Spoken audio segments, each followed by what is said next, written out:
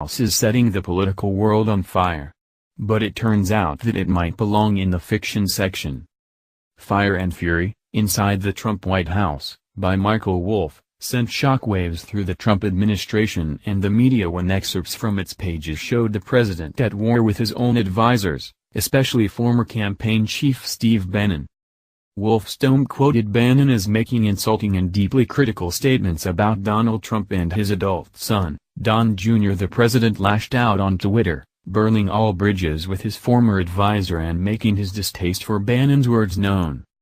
Now, however, it looks like there could be much more to the story. Michael Wolff, the author of the title that set off the political fireworks, has admitted that he isn't sure which parts of his own book are true, and that much of it may be exaggerated or blatantly false. Michael Wolff included a note at the start that casts significant doubt on the reliability of the specifics contained in the rest of its pages, reported Business Insider reported. Several of his sources, he says, were definitely lying to him, while some offered accounts that flatly contradicted those of others. Incredibly, the author of a book that is being treated as factual by much of the media admitted to looseness with the truth, and basically guessing about which accounts were accurate and which were invented out of thin air. Many of the accounts of what has happened in the Trump White House are in conflict with one another. Many, in Trumpian fashion, are baldly untrue, Wolff wrote in the book's prologue. These conflicts, and that looseness with the truth, if not with reality itself, are an elemental thread of the book, he continued, essentially admitting that his own book should be taken with a grain of salt. Sometimes I have let the players offer their versions, in turn allowing the reader to judge them.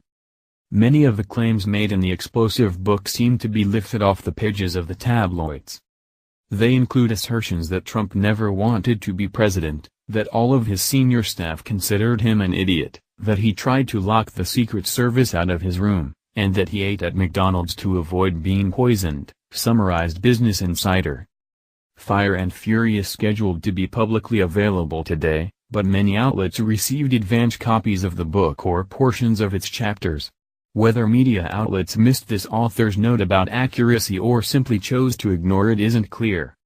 Trump used Twitter on Thursday evening to bash both the book and his former friend, Steve Bannon. "I authorized zero access to White House, actually turned him down many times, for author of phony book," the president declared.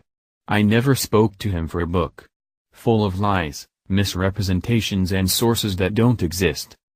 I authorized zero access to White House, actually turned him down many times, for author of phony book. I never spoke to him for a book. Full of lies, misrepresentations and sources that don't exist. Look at this guy's past and watch what happens to him and Sloppy Steve." Press Secretary Sarah Huckabee Sanders echoed that stance while speaking to the media. "I'm not going to waste my time or the country's time going page by page and talking about a book that is complete fantasy and just full of tabloid gossip," she insisted.